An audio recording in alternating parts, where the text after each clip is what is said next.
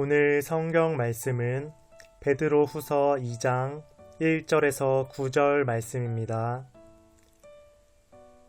그러나 백성 가운데 또한 거짓 선지자들이 일어났었나니 이와 같이 너희 중에도 거짓 선생들이 있으리라.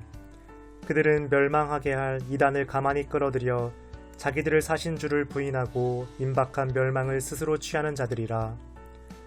여럿이 그들의 호색하는 것을 따르리니 이로 말미암아 진리의 도가 비방을 받을 것이요 그들이 탐심으로써 지어낸 말을 가지고 너희로 이득을 삼으니 그들의 심판은 옛적부터 지체하지 아니하며 그들의 멸망은 잠들지 아니하느니라. 하나님이 범죄한 천사들을 용서하지 아니하시고 지옥에 던져 어두운 구덩이에 두어 심판 때까지 지키게 하셨으며 옛 세상을 용서하지 아니하시고 오직 의를 전파하는 노아와 그 7 식구를 보존하시고 경건하지 아니한 자들의 세상에 홍수를 내리셨으며 소돔과 고모라 성을 멸망하기로 정하여 죄가 되게 하사 후세에 경건하지 아니할 자들에게 본을 삼으셨으며 무법한 자들의 음란한 행실로 말미암아 고통당하는 의로운 롯을 건지셨으니 이는 이 의인이 그들 중에 거하여 날마다 저 불법한 행실을 보고 들으므로 그 의로운 심령이 상함이라. 주께서 경건한 자는 시험에서 건지실 줄 아시고 불의한 자는 형벌 아래에 두어 심판날까지 지키시며. 아멘. 샬롬. 12월 23일 수요일 새벽 영상으로 인사를 드립니다. 우리는 계속 베드로 후서를 살펴보고 있는데요. 오늘부터 내일 이틀 동안 초대교회에 들어온 거짓 선생에 대한 경고와 또 그들을 어떻게 대처해야 하는지 말씀을 통해서 함께 살펴보려고 합니다. 외부에서 닥쳐오는 고난과 핍박도 신앙생활에 매우 큰 어려움을 주겠지만 실제적으로 더 큰 어려움은 그 내부의 교회 안에서 일어나는 또 이런저런 거짓 선생들의 유혹과 또 그들의 모습을 통한 교회의 어려움이 아닐까 생각을 하게 됩니다. 베드로 사도는 초대교회 안에 들어올 수 있는 이 거짓 선생들에 대해서 분명하게 어떻게 대처를 하고 또 그것을 이겨내야 할지를 말씀을 통해서 우리에게 가르쳐주고 있습니다. 먼저 1절 말씀을 좀 가서 보시면 그러나 백성 가운데 또한 거짓 선지자들이 일어났었나니 이와 같이 너희 중에도 거짓 선생들이 있으리라 라고 상반절에 기록을 하고 있습니다. 백성들 가운데에 거짓 선지자들이 나타나서 그들을 꾀하고 그들을 또 넘어뜨리고 있었던 상황 속에서 이제는 그 거짓 선생들이 교회 안으로도 들어오게 될 것을 말씀을 합니다. 그들이 교회 안에 들어와서 또 성도들을 또 교회를 무너뜨리는 그런 무서운 일이 벌어질 것을 베드로 사도가 경계하고 있는 것이지요. 이 거짓 선생들이 교회에 들어와서 어떤 심각한 일을 벌이는가 하는 그 결과가 2절에 잘 기록이 되어 있습니다. 여럿이 그들의 호색하는 것을 따르리니 이로 말미암아 진리의 도가 비방을 받을 것이요. 그렇게 거짓 선생들이 들어와서 성도들을 유혹하자 여러 명이서 그들의 꾀임에 넘어가게 됩니다. 그들이 호색하는 것을 따르고 또 3절에 나와 있는 탐심도 또 그들 가운데에 생겨나는 것을 볼 수가 있는 것이죠. 그런데 안타깝게도 그렇게 몇 명이서 그들의 거짓 선생을 따라가는 것으로 끝나는 것이 아니라 오늘 이 2절 후반절 말씀을 보면 이로 말미암아 진리의 도가 비방을 받을 것이다 이렇게 말씀을 합니다. 바로 하나님의 말씀 또 복음의 진리가 그대로 말미암아서 비방을 받고 손가락질을 당하게 될 것이다 라는 말씀을 하고 있는 것이죠. 분명히 교회 전체가 이 거짓 선생의 꾀임에 넘어간 것은 아닙니다. 여럿이라는 표현을 통해서 소수의 무리가 교회 안에서 이 거짓 선생의 유혹에 넘어갔지만 결국에는 그 일이 교회 전체에 복음을 전하고 진리를 전하는 일에 방해가 될 것이다 하는 것을 분명하게 말씀을 하고 있습니다. 오늘 우리의 신앙생활을 좀 돌아보면 우리 교회 안에도 구체적으로 눈에 보이는 거짓 선생은 등장하지 않을지라도 또 세상 속에 있는 이런저런 거짓된 가치관과 또 거짓된 진리들이 우리 안에 들어와서 우리의 믿음 생활을 힘들게 하는 경우들을 종종 보게 됩니다. 또 그 거짓 선생들, 또 거짓 가치관과 또 가르침들이 우리의 생각을 사로잡아서 또 여러 사람들은 또 그 거짓 것들을 쫓아가면서 살아가는 모습을 발견할 수가 있습니다. 결국에는 그 결과로 인해서 진리의 도가 비방을 받게 됐죠. 바로 교회가 전체적으로 세상 사람들의 비난과 손가락질을 받게 되는 모습을 볼 수가 있다는 것입니다. 오늘 이 초대교회에 나타난 거짓 선생과 또 그들이 일으키는 심각한 이 문제들이 오늘 한국교회에도 그대로 일어나고 있는 것은 아닌가 생각해 보게 됩니다. 그래서 여러 사람들이 한국교회를 걱정하고 또 비난하기도 하지요. 물론 그들의 이야기를 다 귀담아 들을 필요는 없겠지만 한편으로 생각해 보면 그들이 우리를 향하여 비난하고 있는 그 내용들 가운데에서 혹시나 우리가 잘못한 것은 없는지 다시 한번 돌아보아야 하지 않을까 생각을 합니다.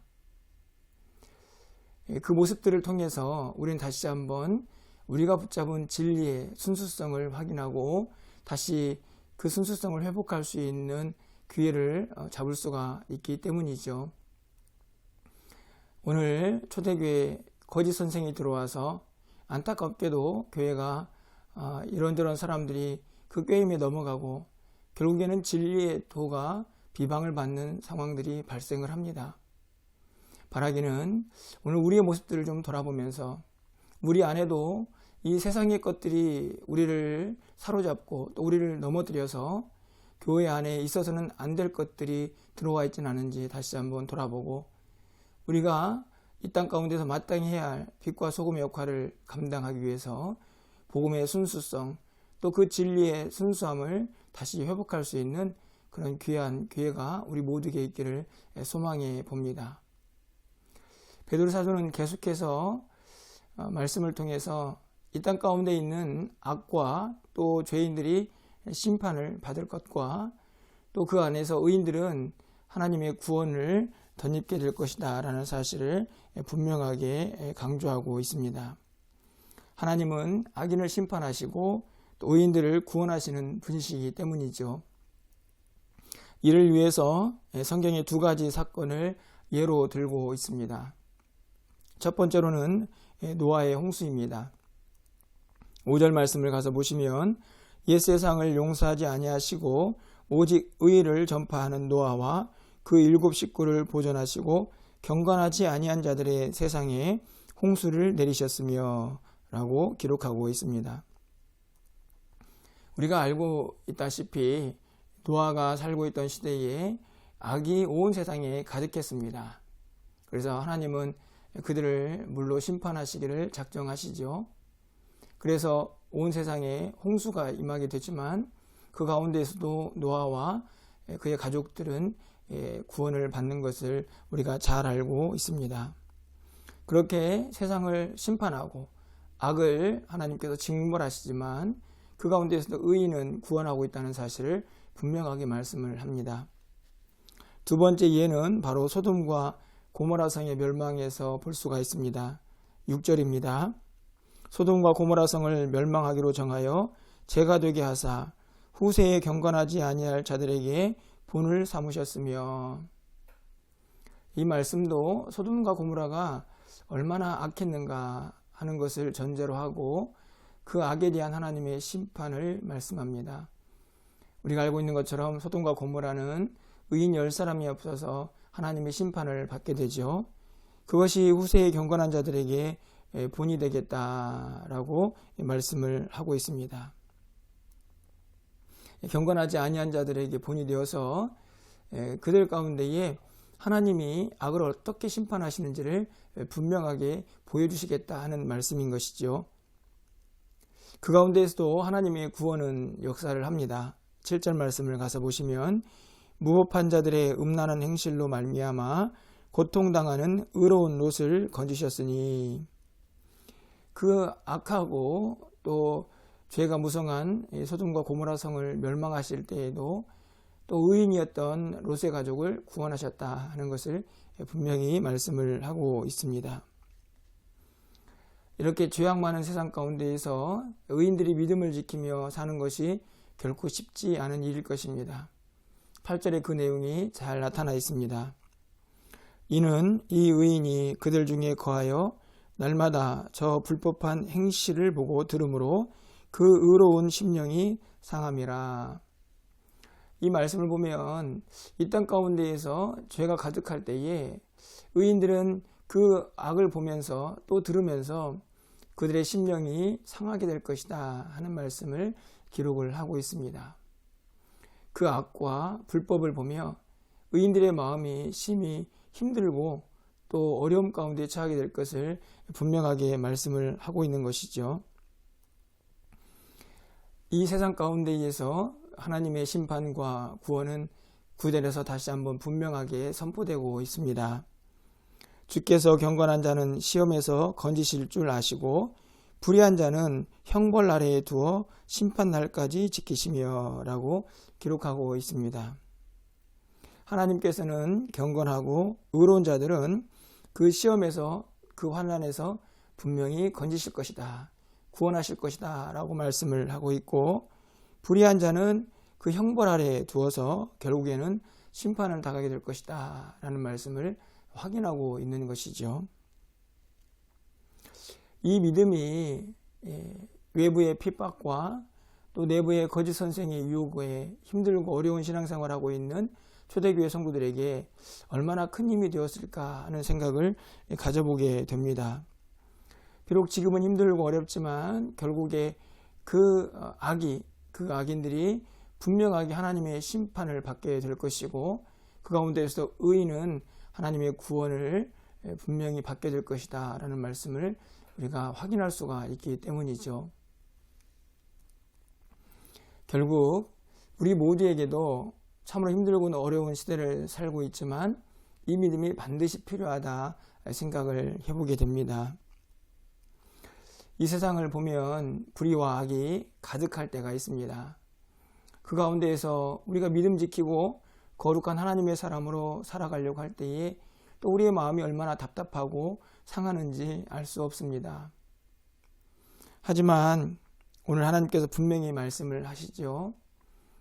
하나님께서 의인은 건지시고 악인은 분명히 심판하실 것을 약속하고 계십니다. 그렇기 때문에 이 믿음을 붙잡고 살아가는 우리는 더 이상 이 세상을 보면서 불평하고 또 악인들이 잘 되는 것을 보면서 원망할 필요가 없음을 확인하게 됩니다. 결국 그들의 악과 그들의 범죄가 하나님의 심판 안에 놓여질 날이 언젠가는 분명히 찾아오게 될 것이기 때문입니다.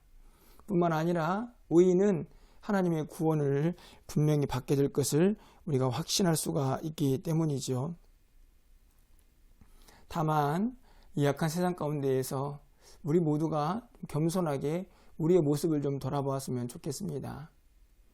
혹시나 거짓 선생들의 유혹에 넘어갔던 초대교회의 몇몇 성도들처럼 우리도 혹시 이 세상의 악한 가치관과 또 그 범죄함 속에서 우리도 물들어가고 있지 않은지 다시 한번 돌아볼 필요가 있다는 말씀입니다. 그렇게 우리 자신들을 돌아보면서 하나님의 의롭고 거룩한 백성으로 구별되어 살아갈 수 있는 결단과 다짐이 우리에게 필요하기 때문입니다. 오늘 하루도 우리 모두가 세상 가운데 살아가게 될 텐데 오늘 말씀을 꼭 붙잡으시고 이 세상 속에서 믿음을 지키며 하나님의 거룩한 백성으로 구별되어 살아갈 수 있도록 오늘 한 날을 온전히 하나님 앞에 의지하며 주님과 동행하는 복된 날이 되시기를 주님의 이름으로 간절히 축원합니다.